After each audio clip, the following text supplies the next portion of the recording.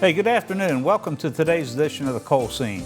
I'm Chris Hamilton. I'll be with you here for the next half hour or so, and joining me in the studio is Mr. Jason Bostic. Jason works with the West Virginia Coal Association and basically promotes the general welfare of the industry. He's like a walking encyclopedia, having all the statistics and information on coal trends throughout the state and throughout the country for that matter. So, hey, Jason, thanks for stopping by. Appreciate you taking the time from your schedule. Understand you were out in the field a little bit here earlier, looking over some of our prize-winning reclamation jobs. I was, Chris, and that's one of the reasons why I'm dressed so informally this afternoon, being out on the operations, but we have an annual mining symposium next month. And on April 19th, we're going to recognize the statewide Reclamation Award winners. And we just took the opportunity today, had a wonderful day in the field to go look at some of that in person before we make our final award winner decisions. You know, with all the emphasis on climate change and the role of fossil energies and the changing climate, it seems like very little attention is focused on actual mine reclamation as it was 10, 15, 20 years ago. Yeah, it seems like the issue or the topic of the day has shifted. As you said, Chris, 20 years ago, 25 years ago, it was the surface mining practices in primarily southern West Virginia, a little bit in northern West Virginia, but just gathered and garnered headlines every day. And as the attention has shifted, like you said, to climate change, the wonderful work that our men and women do in the field to reclaim the areas where we have extracted the industrial and electrical fuel for the country and the world and employed thousands of West Virginians, paid a lot of taxes, that's kind of fallen to the wayside a little bit. But I can tell you the reclamation results continue to get better every year. And the amount of acreage that we put back into productive circulation, just as a land use perspective, continues to amaze me every single year. You know, when you think about and all this is just kind of flashing before me right now as we're beginning our program, but the Surface Mining Act, late 70s, West Virginia got primacy over mine permitting, mine reclamation program, early 80s. So, that program, 40 years isn't necessarily that long of a time, but all of a sudden there's 40 years of experience. High walls have been eradicated, all the, the barren areas have been grown over, a lot of vegetation, a lot of recontouring of that land. I mean, it's hard to find. You see high walls every day when you ride up and down our interstate system or the corridor. Where they basically just took a cut out of the mountain to put the road in. Yeah. But you don't see those or hear about those around mine sites. I mean, I guess what I'm getting at is we have become so good. I mean, we have mastered the reclamation process. The guys out there operating dozers, I mean, it's like buttering or putting frosting on a cake. I mean, they just use that heavy equipment with such degree of precision and have just mastered that work. I mean, the reclamation jobs are just phenomenal out there. They are, Chris, and on the active side of the business, everything that was post-77, when the Surface Mining Act was enacted, we've got how many ever years of experience now at doing that work, and the folks that practice reclamation in the field aren't so much equipment operators or engineers or technicians as they are artists, because there is a little bit of art, a little bit of artistic license taken as you try to reshape the contours and make sure they flow. But the other thing, Chris, I think that folks forget about sometimes is, in addition to the regulation of active mining and the requirements for reclamation of active mining, the 1977 Act, as you know, imposed the abandoned mine land fee. So everything that was mined, 1977 previously, going back to the dawn of the industrial age in this country and in West Virginia, active mine operators have funded the reclamation of those sites. And we have continued over the years to make just leaps and bounds at correcting some of the, I won't say environmental scars, but let's say environmental and terrestrial reminders of the history of mining, whether it's, the New River Gorge, for example, had a long history of mining prior to the dawn of the modern mining era. And the AML Fund has gone above and beyond trying to address those issues and reclaim those places. So just a whole lot of reclamation for, for every ton of coal that's been mined in West Virginia since, let's say, 1977. Thousands of acres have been reclaimed based on that one ton of coal production, whether it's from the AMLP or from the reclamation that we undergo after we finish extracting in a modern setting. The other thing, years ago, 20, 25 years ago, there was a lot of criticism over the coal industry removing coal in areas and not leaving much behind. And of course, those were very rural areas to begin with, generally out of the typical roadway or view shed from any traveling area. But there's also all these examples across our state, everywhere across our state, of some recreational or industrial or even commercial development where a mining operation was once present. Absolutely. The post-mining land use opportunities, if we as the coal industry are going to be in an area moving dirt, moving soil, moving rock, our goal is to extract the coal, but you've got a massive amount of men, equipment, and personnel mobilized. Is there a way that we could reconfigure the land so it's not so steep, not so rugged, and even in the case of constructing roads and infrastructure and power lines, not so isolated? So the post-mining land use opportunities, I think, provided avenues for development that otherwise wouldn't exist, because the exorbitant cost to develop land, especially the further you go south where it gets so steeply sloped, there's a reason why there aren't factories and airports in places south of Charleston, because without the concurrent economic benefit of removing the coal, moving that much dirt just is too expensive. Just thinking, not having that list in front of me, I know there was multiple regional jails built on former mine sites. We have several high schools in the state, I think beginning with Independence High School outside of Beckley, Mingo High School, and several others. There's a landing strip, fairly long and sophisticated strip adjacent to the Mingo High School. And we've actually constructed major highway development in concert with surface mining. Parts of the King Coal Highway, the King Coal Expressway were constructed at the Highway Department's request and with their cooperation. Once the coal extraction was done, the coal companies rough graded the area for the construction of the highway. And people think of most of that down south, but up north, the Cabela site is on a former property and the disposal area for the Valley Camp Coal Company. Yeah. And you come down south a little bit into Clarksburg, Bridgeport, you have the FBI Center at a former mine site, and the Milan Park Industrial Community Park in Morgantown. Yeah, and the more and more those areas grow, Chris, the more and more I think the developers find those flat pieces of land.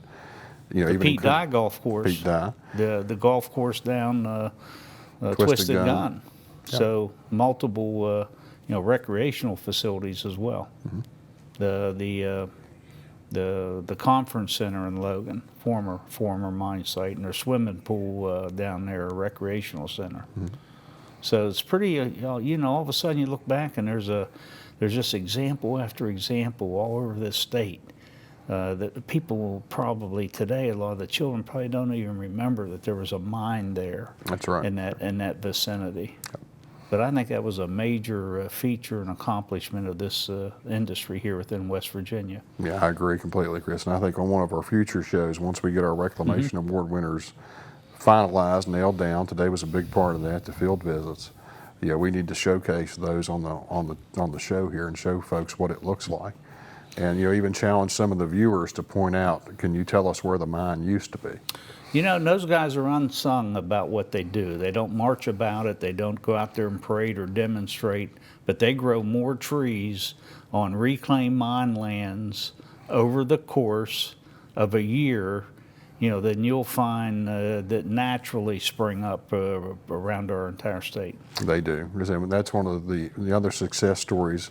You mentioned the federal program in 1977 and the dawn of what we consider modern reclamation is at the efforts of West Virginia and our practicing reclamation artists in the State Department of Environmental Protection here. One of the sea changes to the federal regulations was relative to reforestation.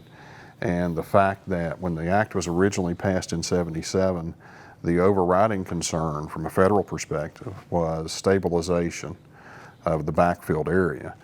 So what the regulations tended to do was encourage us as mine operators and as reclamation engineers was to track the regraded material where we're trying to restore the contours of the land, track it in so hard and so tightly that it was difficult for trees to grow. But the industry and our State Department of Environmental Protection, in concert with the federal government, worked to revise our regulations so that trees would grow more quickly. And it's just remarkable when you see just what were little tweaks to the regulations, the difference that's made in our reclamation and how quickly trees reestablish themselves.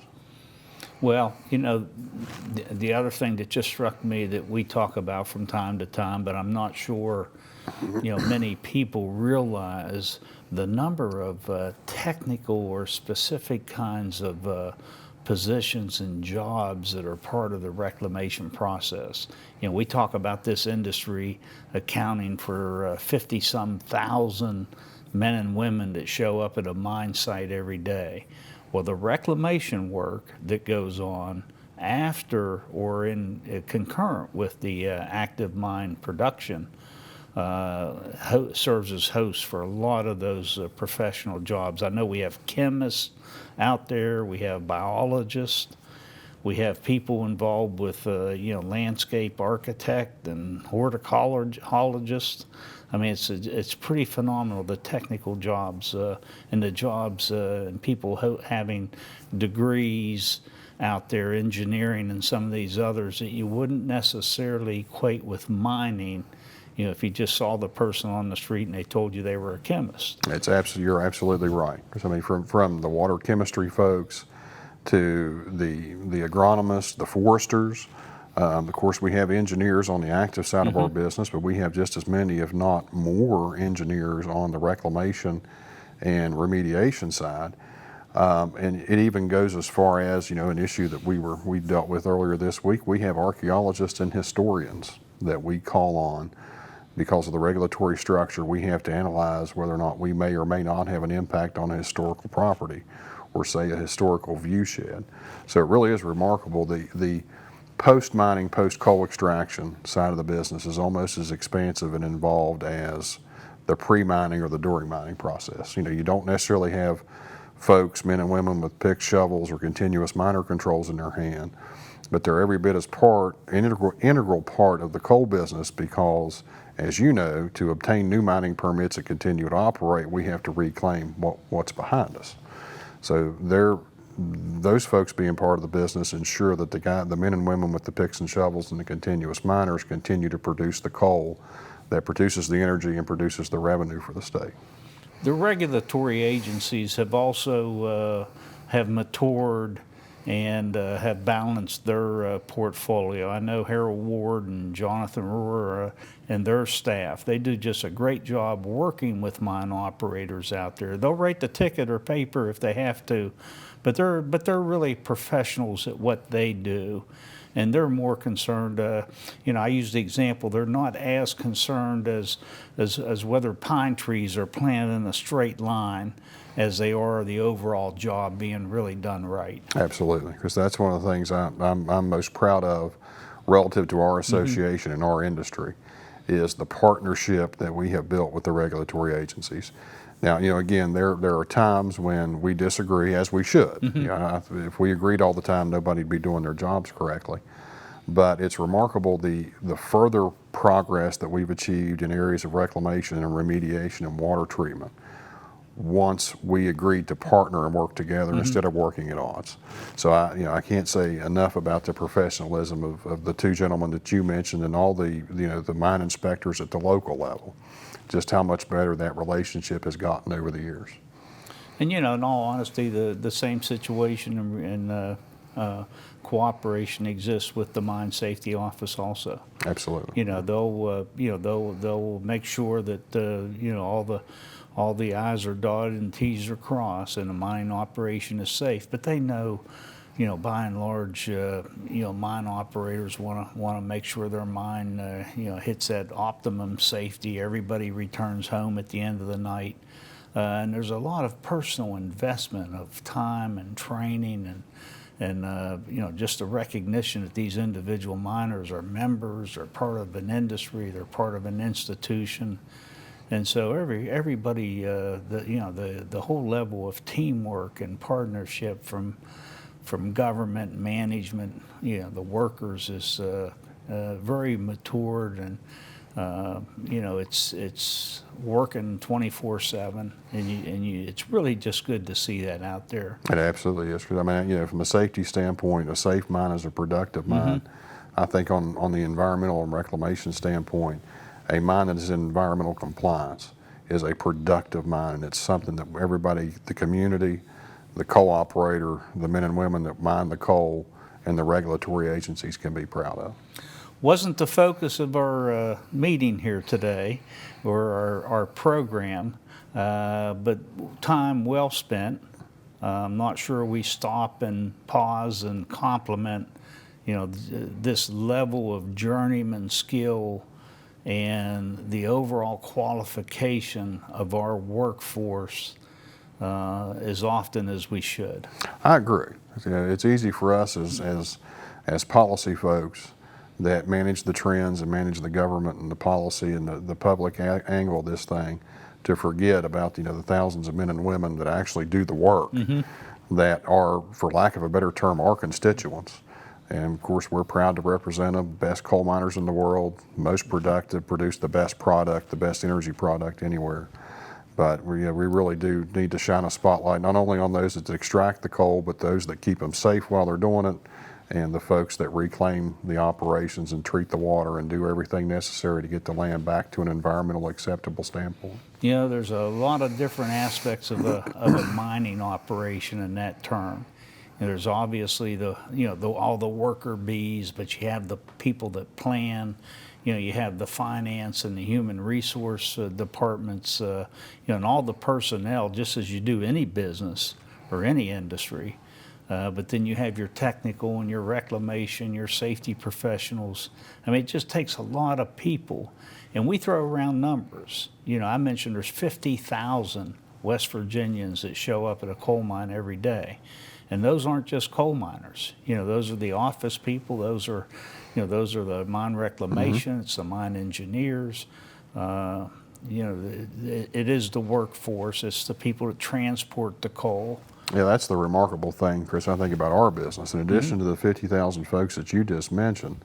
So when our folks are done, for lack of a better way to describe it, and the coal gets dropped in a railroad car, for example, you then mobilize the railroad train of transportation. It's the men and women that are the conductors, the engineers, it's the yard masters, the train dispatchers, the track workers, the guys at the preparation plant.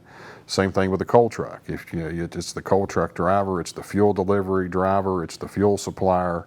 It's remarkable the employment levels and activity associated. What about the river transportation? And the river transportation Barges, as well. tow operators, pallets.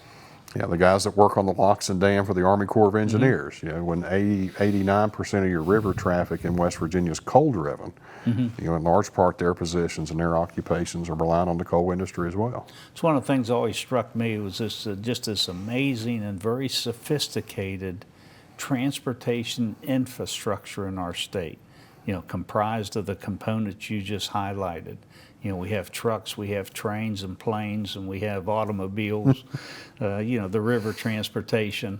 And it's at work 24/7. And for the most part, yeah, we'll see a train go by, we'll, you know, see a riverboat on occasion, coal truck here and there. But for the most part, you know, it's a very quiet, sort of hidden infrastructure that moves 80+ million tons of coal throughout the world. Yeah, that's the thing I marvel at. Chris says, 82 to 84 million tons of product leaves the state of West Virginia by one of those modes of transportation. And especially in West Virginia's case. And that's not 85 tons. That's 85 million Million tons, tons, yeah. which is That's a lot of stuff. I won't say that. There's a real slang word came to mind about a blank load of coal. That's a lot of stuff. That's a lot of stuff. And in West Virginia's case especially, the amount of that material or amount of that coal or that product that moves barge or train primarily and makes it to an international exporting facility where it winds up as far away as South Korea, China, Japan, Israel.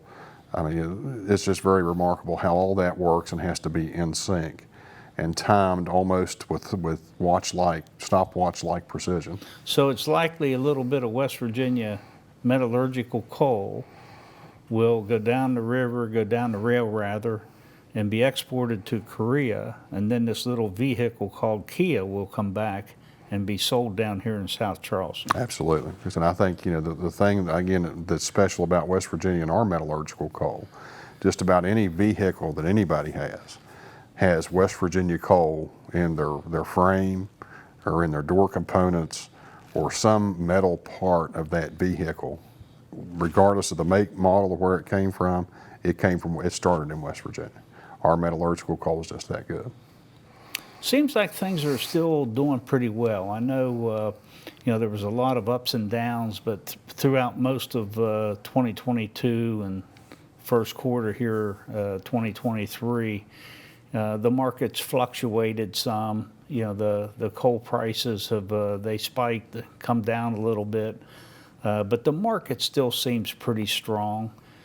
For those remaining in the business, and we still have 100 and plus active coal mines out there, but West Virginia being the second largest coal producing state in the country, still seems like things are pretty strong right now. It appears so. Because during the summer when we were down, or we were doing the TV show, we were talking about record high prices.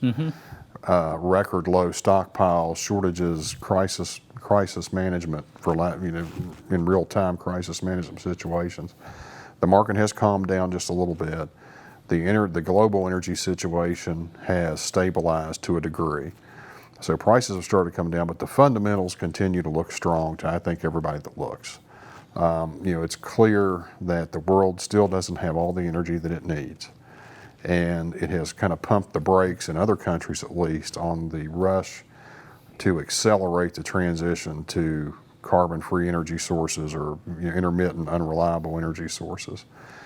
And I think as certain parts of the economy, even though there are signs of recession that are starting to develop on the horizon and the economy slowing down, the fundamental, what I call hard economy, steel making, auto making, that still looks to be strong. So I think, overall we feel pretty good about where we sit relative to the market. Prices have come down, but they're still at a level where we can produce coal at a profit and provide that service through severance tax collections to the state, and of course keep our employees actively working and well compensated. Still mine a lot of met coal, metallurgical coal for steel making, infrastructure build out. Still mine a lot of steam coal, more steam than met. About half of that, or little under half, will go to our 8 in-state coal plants here in West Virginia, which are still producing uninterrupted, reliable household and industrial power. The most reliable power in the region. And still the best cost, from a cost standpoint, the best deal in town as well, despite what you may read or hear. There's no question. Yes, all power prices have gone up. Power prices from every source have gone up over the last 15 years, over the last 5 years. But coal-fired electric generation is still a much better deal than buying the power off the wholesale market or power that's produced by wind or solar, even with their incentives. That's right. And it's still a much better deal than natural gas. Yeah, Chris, and that's one of the things I think that was really remarkable to the energy world over the last year and a half, was how volatile prices became for electricity generally, but natural gas and renewable/intermittent electricity at the same time. Coal prices and the price of coal-based electricity has gone up, but it's only been a fraction of the increase that was seen with natural gas prices or even the intermittent sources. Because again, there is an energy shortage in this country that still exists today, as Winter Storm Elliott proved. The electric system has to be accounted not for just what demand is on a normal day, but how you're going to cope with demand in an extreme setting or an extreme situation, like when it's 30 degrees below zero, or how many ever days of bad weather we had during Winter Storm Elliott. Increased concern today coming from the grid operators, coming from PJM, coming from FERC, the Federal Energy Regulatory Agency, Federal Electric. Seems like there's genuine concern being expressed, and warnings now, multiple warnings to the effect that we're moving too far, too quick away from fossil energy electric generation, and it's creating some real reliability issues. It is, Chris, and I think that's one of the things on our future show we should probably spend some time on. I'm going to call the warnings and the forecasts unprecedented. Never in the history of modern time or industrial revolution in the United States has the energy grid been more fragile. Has it been undersupplied? And I'm going to go as far as to call it very brittle, because again, you have to account for the energy system in extreme times of weather, whether it's hot or cold. And if the system fails a stress test under either one of those scenarios, then you really don't have a reliable system. So, whether it's PJM or FERC or NERC or the mid-continent system operator, or even the utilities here within the state of West Virginia, the electric system has become so brittle, and it's become at the same time brittle, extremely expensive. Even like as you mentioned, the subsidies for renewable power or intermittent power, but the price of natural gas and the overall reliance on natural gas. Jason, we're almost out of time. I'm not sure what we asked you to come on and talk about today, but we're going to get you back to finish it.